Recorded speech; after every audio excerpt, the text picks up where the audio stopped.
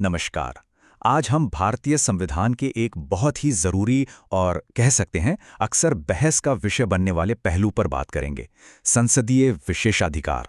तो ये हैं क्या, इनकी ज़रूरत क्यों पड़ती है और हमारे लोकतंत्र में इनका क्या रोल है?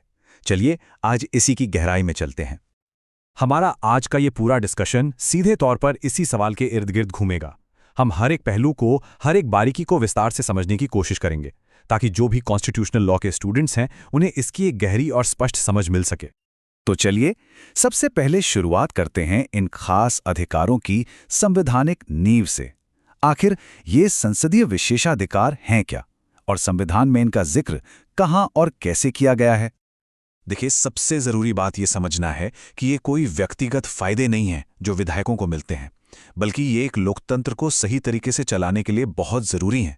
ये अधिकार इसलिए दिए गए हैं ताकि हमारे जो चुने हुए प्रतिनिधि हैं वो बिना किसी डर के, बिना किसी बाहरी दबाव के अपना काम पूरी ईमानदारी से कर सकें।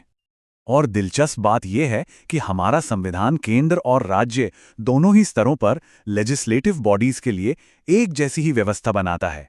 जो अधिकार और छूट आर्टिकल 105 संसद और उसके सदस्यों को देता है, ठीक वही अधिकार आर्टिकल 194 राज्य के विधानमंडलों और उनके सदस्यों को भी देता है।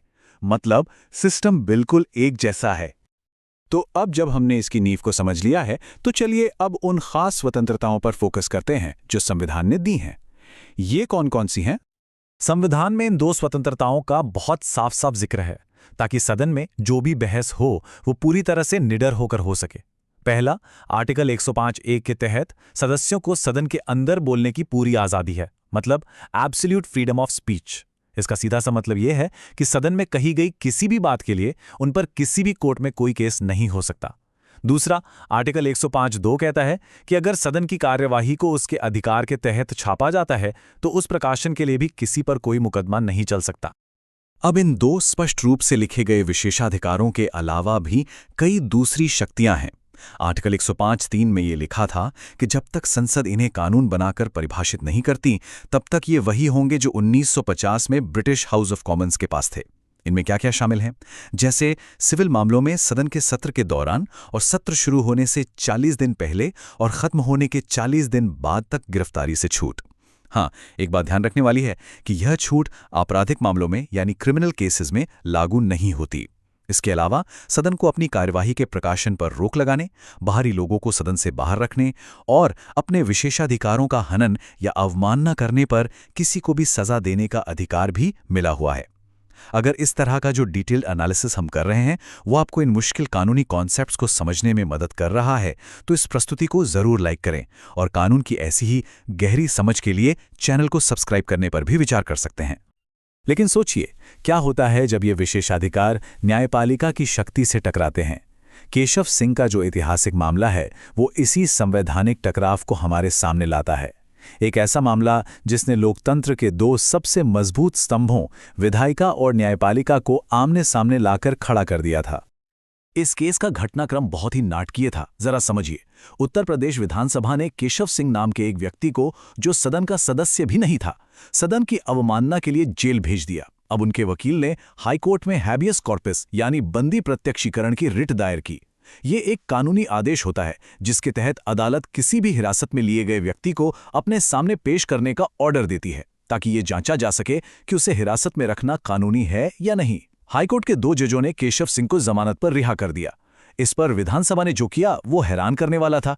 उन्होंने उन दोनों जजों के खिलाफ ही सदन की अवमानना का वारंट जारी कर दिया।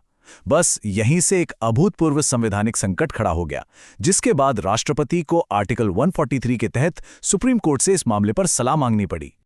केशव सिंह मामले ने एक बहुत ही बुनियादी सवाल खड़ा कर दिया। क्या विधायिका के विशेषाधिकार इतने बड़े हैं कि वो एक नागरिक के सबसे बुनियादी यानी मौलिक अधिकारों को भी खत्म कर सकते हैं? ये भारतीय संवैधानिक व्यवस्था में शक्तियों के संतुलन का एक बहुत ही निर्णायक मोड़ था। ये स्लाइड इस टकराव की जड़ को दिखाती है। देखिए, एक तरफ है आर्टिकल 105 जिसके तहत विधायकों को सदन के अंदर बोलने की एब्सोल्यूट यानी कि पूर्ण स्वतंत्रता है, मतलब वो कुछ भी कह सकते हैं। और दूसरी तरफ है आर्टिकल 19(1)(a) जिसके तहत आम नागरिकों को भी बोलने की आज़ादी है, लेकिन वो क्वालिफाइड है, यानी उस पर लोक व्यवस्था, सदाचार या मानहानि जैसे कई उचित प्रतिबंध या रीजनेबल रिस्ट्रिक्शंस लगाए जा सकते हैं। तो सवाल यही था कि जब ये दो अधिकार टकराएंगे तो कौन ज्यादा मजबूत माना जाएगा। सुप्रीम कोर्ट के फैसले ने इस स्थिति को साफ करना शुरू किया। इससे पहले एक और मामला था MSM शर्मा बनाम श्री कृष्ण सिन्हा का, जिसमें कोर्ट ने माना था कि विधायी विशेषाधिकार आर्टिकल 19(1)A के मौलिक अधिकार पर हावी हो सकते हैं। लेकिन केशव सिंह मामले में कोर्ट ने इस पर एक बहुत ही जरूरी सीमा लगाई और अपनी व्याख्या को और आगे बढ़ाया। और यहीं पर सुप्रीम कोर्ट का फैसला निर्णायक साबित हुआ। कोर्ट ने कहा कि ठीक है, विधायी विशेषाधिकार आर्टिकल 19 के तहत दी गई बोलने की आज़ादी पर भारी पड़ सकते हैं, लेकिन वे संविधान के आर्टिकल 21 यानी प्राण और दैहिक स्वतंत्रता के अधिकार, right to life and personal liberty, का उल्लंघन नहीं कर सकते। इसका सीधा मतलब यह हुआ कि अगर सदन की दी हुई कोई सजा किसी व्यक्ति की व्यक्तिगत स्वतंत्रता को छीनती है, तो न्यायपालिका उस आदेश की संवैधानिकता की जांच कर सकती है। और ये सब हमें उस आखिरी और सबसे बड़े सिद्धांत पर ले आता है जो भारतीय लोकतंत्र में ऐसे सभी टकरावों का हल करता है। आखिर संप्रभु कौन है, संसद या संविधान? ये स्लाइड भारत और ब्रिटेन की व्यवस्था के बीच के बुनियादी फर्क को बिल्कुल साफ कर देती है। यूनाइटेड किंगडम में संसद संप्रभु है, मतलब उसकी शक्तियां सर्वोच्च हैं और अदालतें उन पर सवाल नहीं उठा सकती। लेकिन भारत में ऐसा नहीं है।